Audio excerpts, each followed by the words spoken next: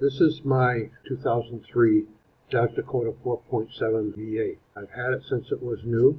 It has 193,000 miles on it and it's still kicking. I had to do some minor repairs and upkeep and maintenance myself. Only had a couple of situations where I hired a mechanic to do the work. Today I'd like to talk about a surprise repair that I had, and that was the tensioner on the serpentine belt died on me. And fortunately I was able to make it home, but the belt was making more noise than when my neighbor's cat got caught in the serpent. You can do these repairs yourself if you do a little bit of study. This particular repair only required one 15mm wrench. Belt routing was probably going to need to be referred to when you're putting the pulley back on, so I made a copy of the belt routing that is on the firewall of my Dakota. It's a factory routing system, so in my opinion it will probably work on all 4.7 liter engines made by Chrysler. And this, as you can see, my truck has power steering and air conditioning, so it counts for all of that. See the little black arrow there? That's where the tensioner is, and the little wheel below that is the idler. It appears that some places are selling this part that you need to buy, which is a tensioner wheel. In my case, to buy one unit, which is the idler that includes the tensioner wheel. The idler is the unit that actually has the spring on it and keeps the tension on the belt, so the belt will stay in place while the engine is running. Okay, this is a picture of the tensioner.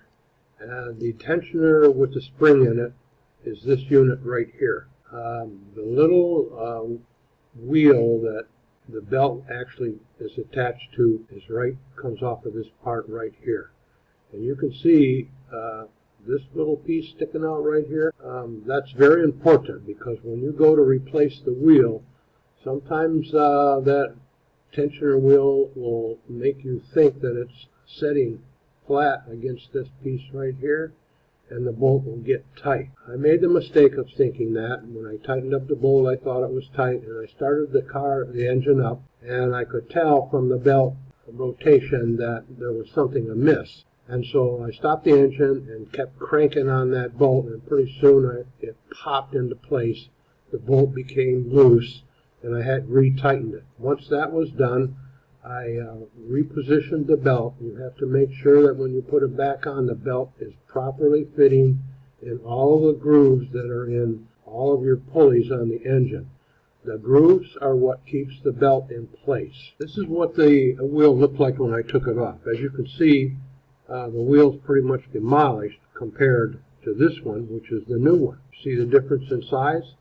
And it's amazing to me that the engine kept running to get me home, running on that little piece of wheel there. Now, if you notice, there's a little washer that I put on. The washer did not come with the wheel, nor does Gates recommend putting a washer on. But when I saw the small surface that the bolt rests on when you tighten it up, I thought it needed a little bigger surface, and so I put that washer in. There's the Gates number, 2038009, but you'll have better luck getting the correct part using the OEM number that I am going to provide you. This is a quick video of me tightening up that wheel where it goes on the receiving bracket.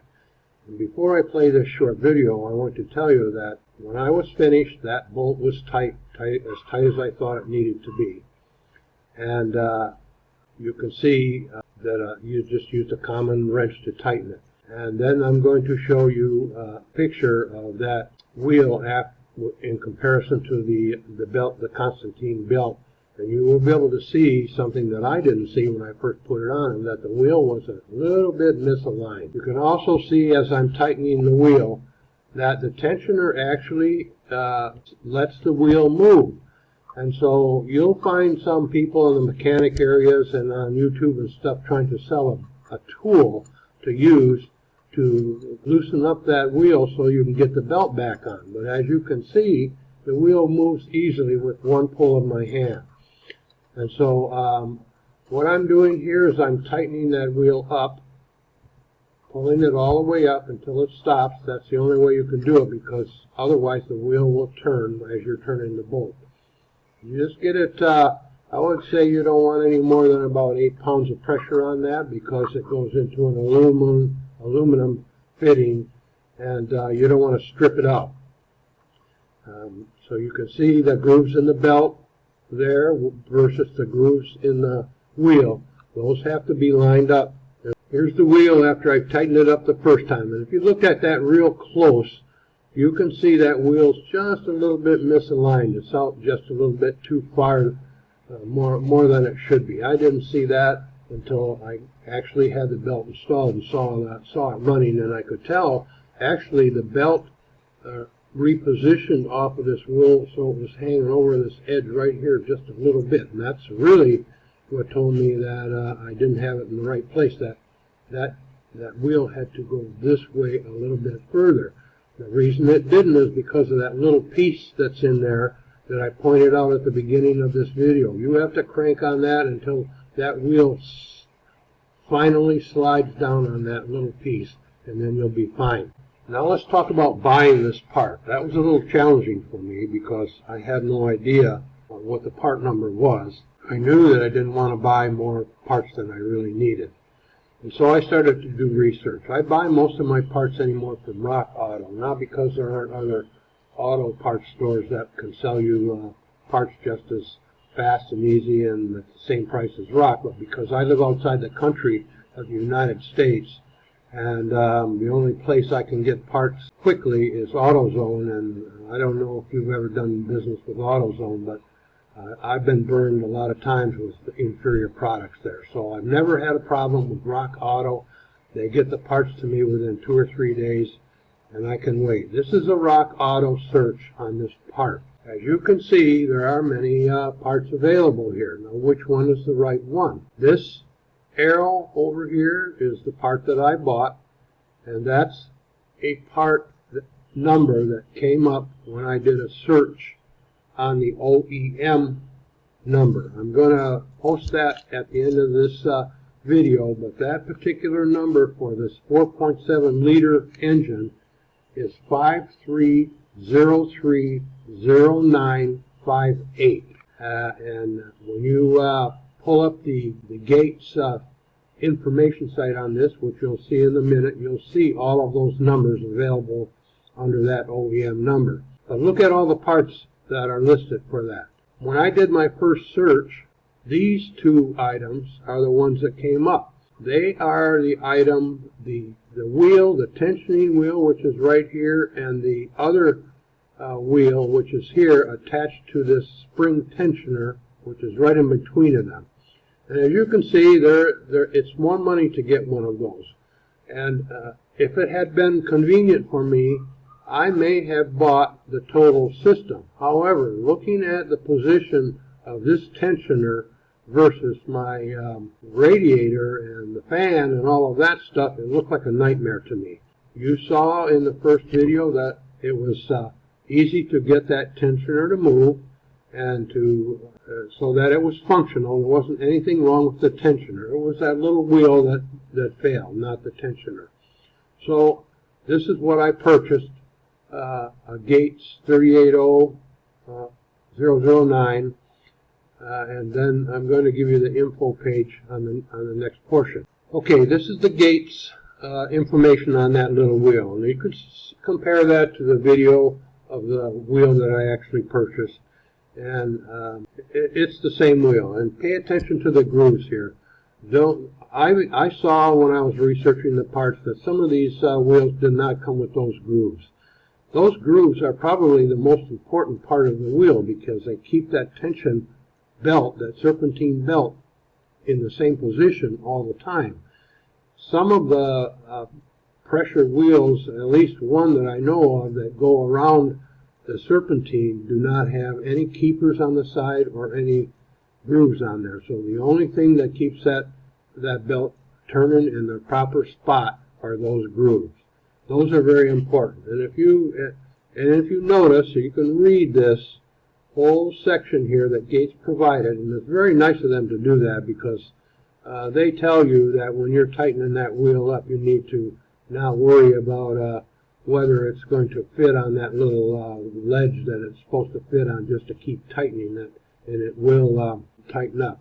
These are all of the aftermarket OEM parts right here that are associated with this particular wheel. So this wheel fits most likely many of Chrysler V8 engines. This one here that I have the red circle around is the particular one that referenced my truck, my 4.7. So you may buy the same wheel but for a different vehicle, and it may have one of these different numbers attached to it. But you can come back to this video and look at it and see, without researching it yourself, all of the numbers attached to this one particular wheel. Okay, so now I'm back on the video I showed you about tightening up the wheel. I'm going to show you that one more time, because I'm going to give you a tip that's probably going to save you a lot of aggravation. When I did my first serpentine replacement on this truck, this particular time was the second time, not bad for 193,000 miles. What I did was I put the belt in place all the way down to where the tensioning wheel is, and then tried to force the tensioning wheel up into the belt itself. It took me forever, and I never did get it on that way. The way that I did it, that's easy and takes 5 minutes, and you get that serpentine belt all in place, all the way around the other wheels, including the tensioning wheel, and leave it loose. In this case would be my air conditioner compressor. It won't go on the compressor unless the tensioning wheel is moved closer to the block, so it gives it enough slack. So what you do is you get your 5mm wrench down there on that bolt on the tensioning wheel spring unit, or on the wheel itself, and in my case I do that with my right hand. With my left hand I keep a little bit of tension on the belt on the top where it's going to slide into the air conditioning compressor. You don't want to leave the belt loose, because then it will come loose from one of them other places, and that becomes a nightmare again. So you put a little pressure in there, and then you crank on the bolt just like you're tightening the wheel in place.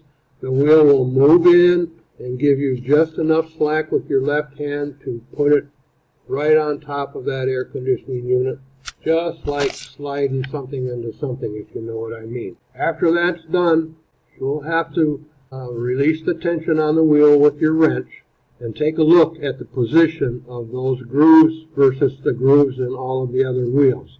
You'll have to do a little repositioning to get them in their proper spot, and you already know that if you take tension off of that wheel with your wrench, you can move that belt around a little bit to get it in the right spot. Don't just do that the first time, get in your vehicle and start to drive it, because if that belt's not in those grooves exactly right, you're going to have problems, and it won't be too far down the road. So the final test is, before you drive it, after you've got those belts in the right grooves, and then also there's one wheel that doesn't have any grooves, but you can see the wear spot on it, the shiny spot on the wheel. Make sure that belt is setting over that shiny spot, pretty close position. Start the engine up, don't rev it, come out there and take a look at that belt, how it's running and how it's setting in the wheels. If you have any problems, you will see it. The belt will wobble a little bit, or you'll see one of the wheels that has jumped out of place on the belt or something. Shut the engine off, go back and reset them so they're correct, and then you won't have any more problems. Thanks so much for watching my videos. I only placed the ones on YouTube that I had a difficult time finding on YouTube, period. And I hope if you have any questions, you can email me or leave a comment and I'll get back to you. One other thing I want to say about this Dodge Dakota truck that I bought. I've had this thing since it was new. The Dodge engines are wonderful engines if you take care of them. You need to make sure you replace the oil when it gets dirty. or during the mileage for sure, because Dodge engines are have very tight tolerances. My engine doesn't smoke, it doesn't leak, and it runs just like a new engine. I've had to put injector cleaner in there once in a while to keep those injectors clean, and it's fine.